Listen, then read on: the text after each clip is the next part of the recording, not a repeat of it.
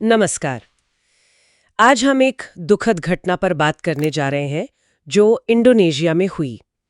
एक फेरी दुर्घटना। तो हुआ ये कि 20 जुलाई 2025 को KM बार्सिलोना 5 नाम की एक फेरी थी, उसमें आग लग गई। ये फेरी मिलुंगवाने से मानाडो जा रही थी और एक वीडियो भी आया है सोशल मीडिया पर, काफी परेशान करने वाला। लोग जलती नाव से समुद्र में कूद रहे हैं अपनी जान बचाने के लिए। सबसे पहली बात जो सामने आती है और वो वाकई चौंकाने वाली है, वो है यात्रियों की संख्या। देखिए, जो ऑफिशियल लिस्ट थी उसमें तो करीब 300 नाम थे, लेकिन रिपोर्ट्स कह रही हैं कि जहाज पर असल में शायद 568 लोग थे। हाँ, बिल्कुल। और ये सिर्फ एक नंबर का फर्क नहीं है, इसके बहुत गंभीर मायने हैं। आप सोचिए, बचाव दल के लिए ये कितना मुश्किल हो जाता है जब उन्हें पता ही ना हो कि असल में कितने लोगों को ढूंढना है ना? सही बात है। और इससे भी आगे बढ़कर ये सीधे सीधे समुद्री यात्रा के जो नियम हैं, उनके पालन पर बड़ा सवाल खड़ा करता है।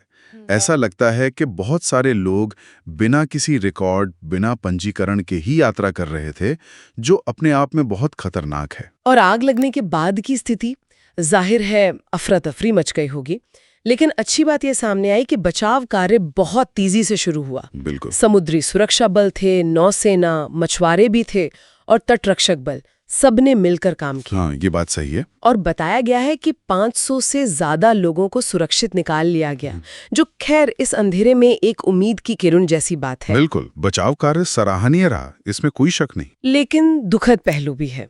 कम से कम 13 लोगों की जान चली गई इस हादसे में, और उनमें एक गर्भवती महिला भी शामिल थी। ये वाकई दिल दहला देने वाली बात है कि इतने प्रयासों के बावजूद जानें चली गईं। हाँ, ये बहुत दुखद है। अब बात आती है आग लगने के कारण की। देखिए, अभी तक सटीक कारण तो पता नहीं चला है, जांच चल रही है, लेकिन शुरुआती जांच इशारा कर रही है या तो किसी शॉर्ट सर्किट की तरफ या फिर इंजन में कोई खराबी। अच्छा।